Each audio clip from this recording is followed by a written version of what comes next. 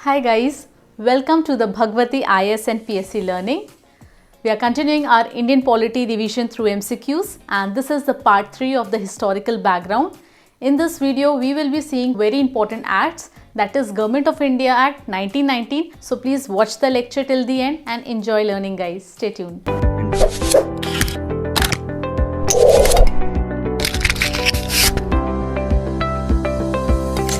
Let's see the question number 10.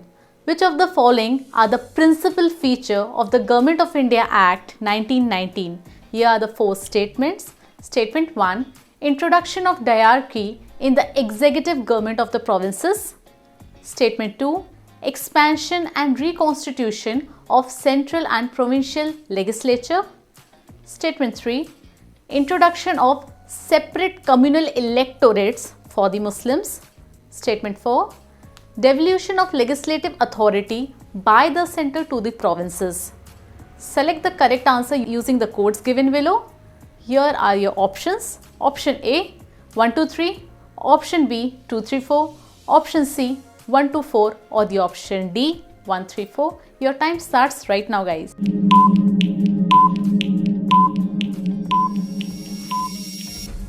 So let's see the answer. The statement 3 which talks about separate communal electorates. तो ध्यान रखिएगा ये कौन से एक्ट से आया था? इंडियन काउंसिल एक्ट ऑफ 1909 1909 के एक्ट से आया था. If you go by the elimination technique, if you eliminate the statement 3, you could have easily reached the answer, that is C 1 2 4. Now let's see the whole act in details. So the Government of India Act 1919 basically is known as Government of India Act because इसका जो main M था वो ये था participation of Indians in the government of India.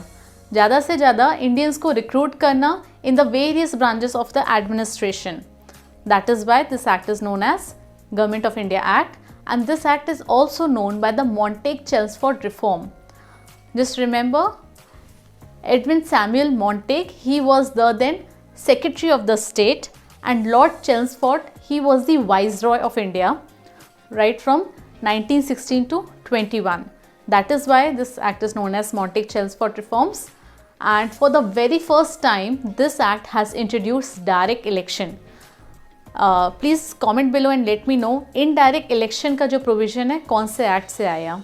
तो direct election इससे आया है. अब आप देखिए कि एक चीज़ और इसमें कर दी गई थी, जो कम्युनल रिप्रेजेंटेशन जो कि मुस्लिम्स को दिया था 1909 में, इसमें एक्सटेंड करके 4 और कैटेगरीज को दे दी थी. That is Indo Christians, Anglo Indians, Europeans and Sikh. These are the 4 categories जिसमें कम्युनल रिप्रेजेंटेशन बढ़ा दिया था, सेपरेट इलेक्टोरेट बढ़ा दिया था. दूसरी जो उसमें चीज़ इंट्रोड्यूस करी है वो डायरकी प्रोविंसेस में और बाइकैमरलिज्म सेंटर में. ये दोनों चीज़ हम थोड़ा सा डिटेल्स में देख लेते हैं. So let's see provincial government में क्या चेंजेस किए गए थे.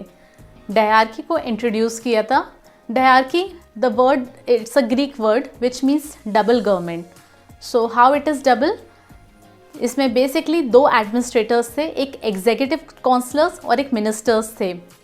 और गवर्नर क्या था? Governor was the executive head of the province, पूरे प्रोविंस का, जो आज स्टेट्स कहलाते हैं.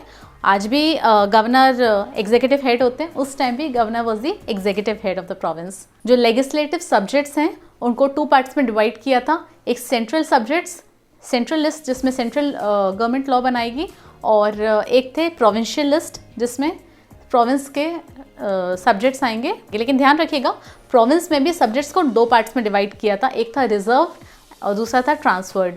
और governor was the in-charge of the reserve list along with his executive councillors. और इसमें जो सब्जेक्ट्स आते थे वो था law and order, irrigation, land revenue, finance. The list is given here, you can see कौन से सब्जेक्ट्स थे रिजर्व कैटेगरी के. अब ट्रांसफर्ड की बात कर लें तो ministers were the in-charge of the transferred subjects. और ये जो मिनिस्टर्स थे ये बेसिकली नॉमिनेटेड थे फ्रॉम द इलेक्टेड काउंसलर्स, और these minister were responsible to the people. Again the chart is given here, you can see. You need to remember one important point, that is Secretary of the State and the Governor General, they could not interfere in the transferred subjects, whereas they can interfere in the reserve subjects. अब हम provincial legislature की बात करें तो 70% of the people were elected. So let's C central government में क्या changes आए थे. एग्जीक्यूटिव में बात करें तो governor general was the chief executive of authority, और दो लिस्ट जैसे कि मैंने बताया, सेंट्रल एंड द प्रोविंशियल। तो सेंट्रल लिस्ट के सब्जेक्ट्स आप देख सकते हैं, ये चार्ट है जिसमें सेंट्रल लिस्ट के सब्जेक्ट्स हैं। और एग्जीक्यूटिव में एक पॉइंट ध्यान रखना है कि देयर वाज अ डिमांड कि 6 मेंबर्स में से 3 मेंबर्स इंडियन होंगे in the governor general executive council. Now let's see कि सेंट्रल गवर्नमेंट के लेजिस्लेचर में क्या चेंजेस आए थे। बाइकैमरलिज्म इंट्रोड्यूस किया था। बाइकैमरलिज्म मतलब होता है 2 हाउसेस, द्विसदन। तो 2 हाउसेस जो थे, एक थे legislative assembly, that is the forerunner of the Lok Sabha, और दूसरा हाउस था council of states, that is the forerunner of the Rajya Sabha. तो लेजिस्लेटिव असेंबली जिसे लोअर हाउस कहते थे, उसमें जो लोग थे कुछ नॉमिनेटेड थे, कुछ इलेक्टेड थे। उसका कॉम्पोजिशन देख लेते हैं। So as you can see the legislative assembly में 145 मेंबर्स हैं, इसमें से 41 नॉमिनेटेड एंड 104 इलेक्टेड थे। तो नॉमिनेटेड में भी 2 कैटेगरीज थी, official and non official. 26 were the official and 15 were the non official members. 104 जो कि इलेक्टेड थे, उसमें कुछ कैटेगरीज हैं, जैसे कि 52 जनरल से थे, 30 मुस्लिम से, 9 Europeans, 7 landlords, 4 were the representatives of the India community and 2 were the Sikh. तो आप लोग देख सकते हैं कि इसमें सेपरेट इलेक्टोरेट बढ़ा दिया था। सबसे पहले सेपरेट इलेक्टोरेट या कम्युनल रिप्रेजेंटेशन 1909 के एक्ट में आया था मुस्लिम्स के लिए, और 1919 गवर्नमेंट ऑफ इंडिया एक्ट में एज आई टोल्ड यू कि कम्युनल इलेक्टोरेट्स बढ़ा दिया था ये 4 कैटेगरीज को, that is Europeans, Indian Christians, Anglo Indian and Sikh. Now you need to remember कि टेन्योर इनका 3 इयर्स का होता था, जो कि लोअर हाउस का था। अब हम बात करते हैं अपर हाउस यानी कि council of states. Council of state में जो मेंबर्स थे उनका टेन्योर 5 इयर्स का होता था, और उनके मेंबर्स का डिस्ट्रीब्यूशन हम देख लेते हैं, कितने नॉमिनेटेड थे, कितने elected. In the chart you can see there are 60 members, जिसमें से 27 नॉमिनेटेड थे, 17 official and 10 non official, and 33 who were elected, जिसमें से 16 were from the general, 11 were from the Muslims, 3 Europeans and 1 Sikh. One more point that you need to remember कि जो budget था उसमें voting हो सकती थी, but only 25% of the budget were votable, बाकी रेस्ट वर नॉन वोटेबल। और जो कोई भी बिल होता था, आज भी होता है, दोनों हाउसेस से पास होने के बाद वो पारित कौन करते हैं। अगर सेंटर की बात करें तो प्रेसिडेंट, स्टेट की बात करें तो गवर्नर, वो चीज़ यहाँ पे भी थी।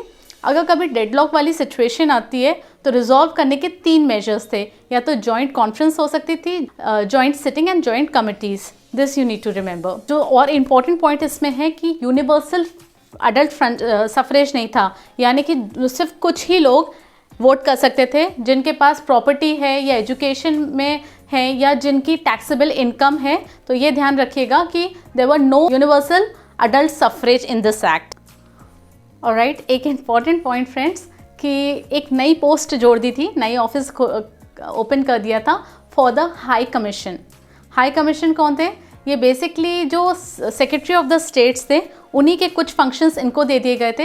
एक्चुअली अगर आप लोग को याद हो तो लखनऊ पैक्ट हुआ था 1916 में, वहाँ पे ये डिमांड थी कि जो सेक्रेटरी ऑफ द स्टेट है उनकी सैलरी इंडियन रेवेन्यू से क्यों जा रही है। इसी को रिजॉल्व करने के लिए एक न्यू पोस्ट डिज़ाइन की, हाई कमीशन, जिनकी जो सैलरी है वो भी इंडियन रेवेन्यू से जाएगी और उनका अपॉइंटमेंट भी गवर्नमेंट ऑफ इंडिया करेगी। And this was the office for Indian affairs which was situated in London. And the first PSC जो सेंट्रल पब्लिक सर्विस कमीशन है वो भी इसी एक्ट से आया। अब इतने सारे फीचर्स हो गए हैं तो ये काफ़ी प्रोमिनेंट एक्ट है। एक चीज़ बस ध्यान रखिएगा कि इस एक्ट को रिव्यू करने के लिए ये कहा गया इसी एक्ट में कि 10 साल बाद एक कमेटी बनेगी, स्टैच्यूटरी कमीशन बनेगा जो कि रिव्यू करेगा इसकी वर्किंग के लिए। और उस कमीशन का नाम कुछ और नहीं बल्कि साइमन कमीशन है, जिसका काफ़ी विरोध हुआ था। The Simon Commission, we will be covering all that in the history part. For this these are the prominent features. This is all from my end, friends. If you have any doubts and queries, please let me know in the comment section. Please like it if you found this video useful. Share among with your friends and subscribe the channel if you haven't already. And don't forget to hit that bell icon for the further notification of my upcoming videos. Thank you so much for listening. Take care.